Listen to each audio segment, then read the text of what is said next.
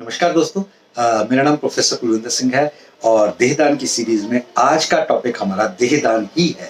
और देहदान क्या होता है इसमें देहदान की टॉपिक में आज का टॉपिक ऑर्गन अंगदान है। और अंगदान क्या होता है, इसमें कैसे किया जाता है, क्या इसकी प्रक्रिया है, वो सब चीज़ों के बारे में आज हम बात करेंगे।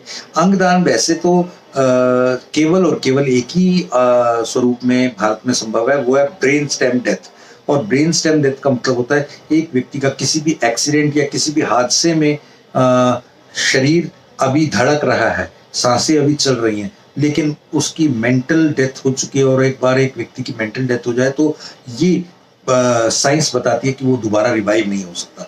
और ये कुछ घंटे का ही समय होता है, और उस कुछ घंटे में यदि उसके धड़कने वाले अंगों को प्रत्यारोपित कर लिया जाए, दूसरे के काम कर लिया जाए, तो बहुत कुछ बचाया जा सकता है। एक व्यक्ति के अंगों के प्रत्यारोपण से मान लीजिए हार्ट किसी को लग गया, लंग्स किसी को, किडनी किसी को, और इसी तरीके से अलग अलग अलग अलग बहुत सारे अंग बहुत सारे लोगों को ट्रांसप्लांट करके बहुत सारे रिप्लेसमेंट किए जा सकते हैं। इवन जो घुटने हैं और हड्डियां हैं और स्किन है, हेयर है, बहुत तरीके के डोनेशंस हैं इसके अंदर। और ये सब चीज़ें वैसे भी एक इंसान जब वियर एंड टियर के कारण उसके शरीर में ये सब चीज़ें खराब होनी शुरू होती है, तो उस समय उसका उन अंगों का रिप्लेस करना एक आखिरी चारा रह जाता है। तो उसको वो चीज़ें बाजार से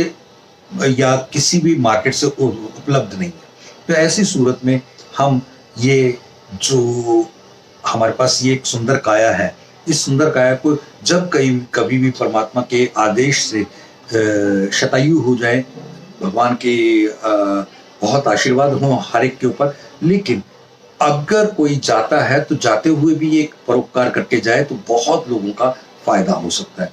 एक चीज, हार्ट और वॉल जो है, लंग्स है, ये 6 घंटे तक तकरीबन ट्रांसप्लांट किए जा सकते हैं। और ये सूचना दे दी जाए तो ये सब कुछ पॉसिबल है।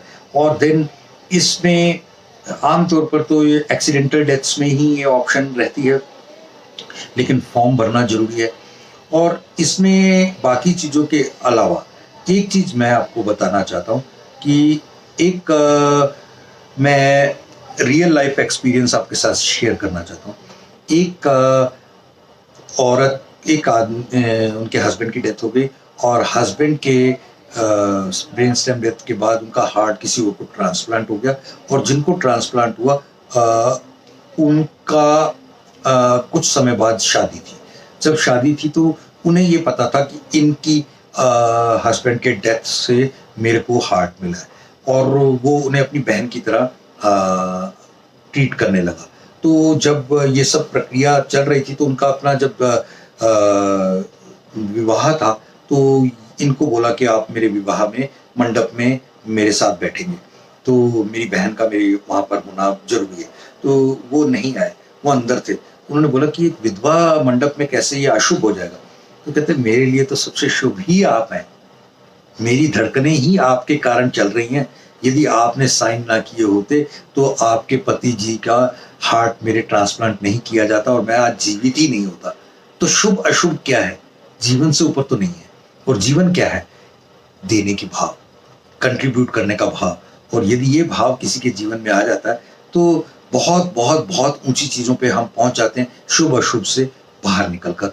और ये सब चीजें हमें समझ में आनी चाहिए कि असली शुभ यही है कि हम किसी के काम आ सके। Thank you. जय हिंद।